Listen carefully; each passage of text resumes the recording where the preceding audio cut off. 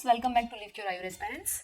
तो आज हम एक ऐसे ड्रग के बारे में बात करने जाएंगे जिसके लिए आचार्य भावप्रकाश बोलते हैं कि कदाचित माता कुपित हो सकती है, लेकिन ये ड्रग जो है वो कभी भी किसी का नेगेटिव जो है रिजल्ट नहीं देगी। ठीक है, गेस कीजिए क्या है।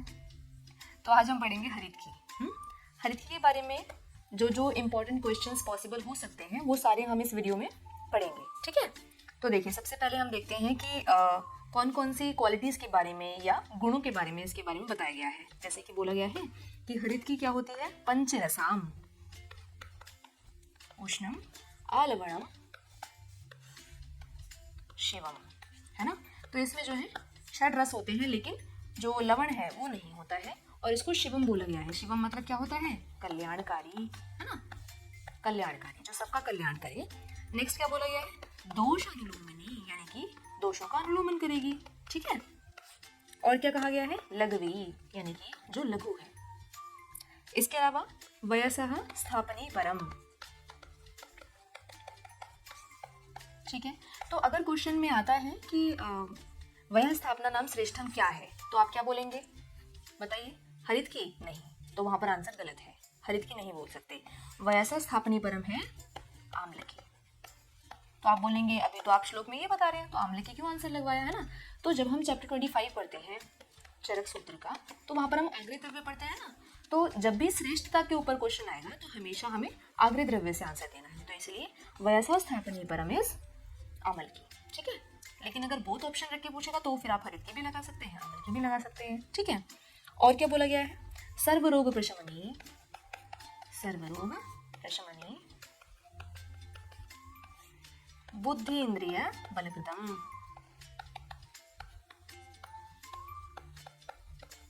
ठीक है, तो ये कुछ कोटेशंस रख के पूछ ली जाती हैं, तो वो हमें पता होनी चाहिए। ठीक है, और लास्ट में बोलते हैं क्या, स्मृति बुद्धि प्रमोहे च जयति शीघ्रम हरितकी। ठीक है, तो ये सारी चीजें जो है हरितकी के बारे में बोला गया है। तो कुछ भी आपको कोटेशन रखकर पूछ लेंगे कि ये जो है किसके लिए बोला गया है, सर्वरोग प्रशमनी बुद्धि इंद्रिय बलप्रदम, है ना, ऐसे करके क्वेश्चंस पूछे गए हैं, तो वो हमें ध्यान रखना है। नेक्स्ट चलते हैं, हरितकी के भेद देखते हैं।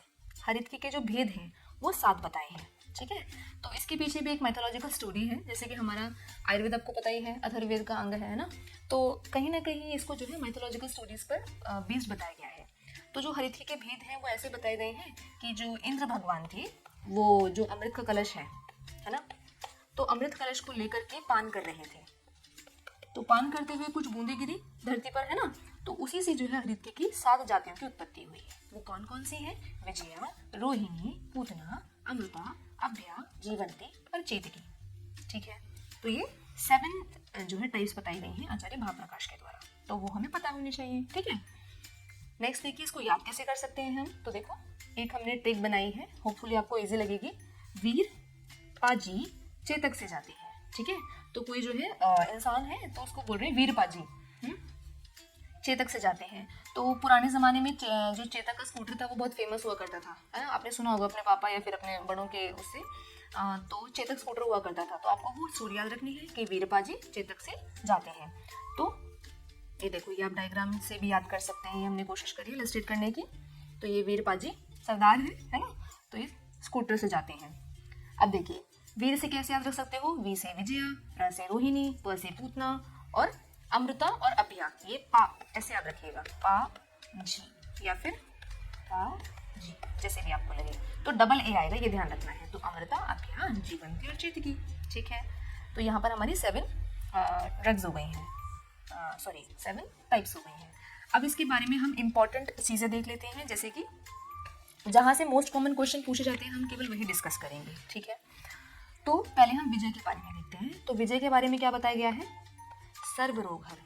क्या है, सर्वरोगहर। और अगर क्वेश्चन पूछा जाए ना कि श्रेष्ठतम हरितकी भेद कौन सा है, तो वो भी है विजय। ठीक है, तो इसी को बोला गया है श्रेष्ठतम। तो ऐसे आप रख सकते हो जिसने विजय पाली, है ना, विजय पाली है तो श्रेष्ठतम यही होगी, ऐसे आप रख सकते हैं। दूसरा है रोहिणी, तो रोहिणी के लिए क्या बोला गया है, व्रण रोपण। तो आप इसको ऐसे याद रख लो, रोहण यानी कि जो रोपण कर रही है ना, व्रण का रोपण कर रही है, तो हो गया रोहिणी। तीसरा है पूतना, तो प से पूतना और पा से हो गया प्रलेप, तो जो प्रलेप के लिए यूजफुल है वो हो जाएगा हमारा पूतना। नेक्स्ट है अमृता, तो अमृता किसके लिए यूज़ होती है? शोधन के लिए, ठीक है। तो इसको कैसे याद रख सकते हो? जैसे मैं कैसे याद रखती थी अपने एंट्रेंस के टाइम पे कि जो गंगा का जो जल है ना, वो क्या है? अमृत के समान बताया गया है ना, अमृत समान है। तो वो क्या करता है? शोधन करने की कैपेबिलिटी रखता है, तो इसीलिए अमृता शोधनार्थ। नेक्स्ट देखिए अभया। तो अभया क्या है? नेत्र रोगहर। अभया है नेत्र रोगहर। और इसमें जो इम्पोर्टेंट आ सकता है वो है पंचरेखा। क्या है? पंचरेखा।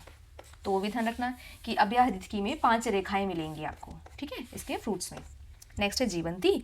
तो जीवंती के लिए भी बोला गया है सर्वरोगहर। तो ध्यान रखना सर्वरोगहर 2 हैं, एक है विजया, एक है जीवंती, लेकिन श्रेष्ठतम रहेगी तो वो है विजया। नेक्स्ट देखिए चेतकी। तो चेतकी के लिए बोला गया है कि ये चूर्णार्थ, जो चेतकी है वो क्या है? चूर्णार्थ श्रेष्ठ है, ठीक है। तो ये कुछ इंपॉर्टेंट चीज़ें थी जहाँ से क्वेश्चंस पूछे जाते हैं, तो हमें पता होने चाहिए। अच्छा एक और चीज़, जैसे हमने पढ़ा ना पंचरेखा अभया है, ऐसी चेतकी क्या है? त्रिरेखा है, ये ध्यान रख लेना।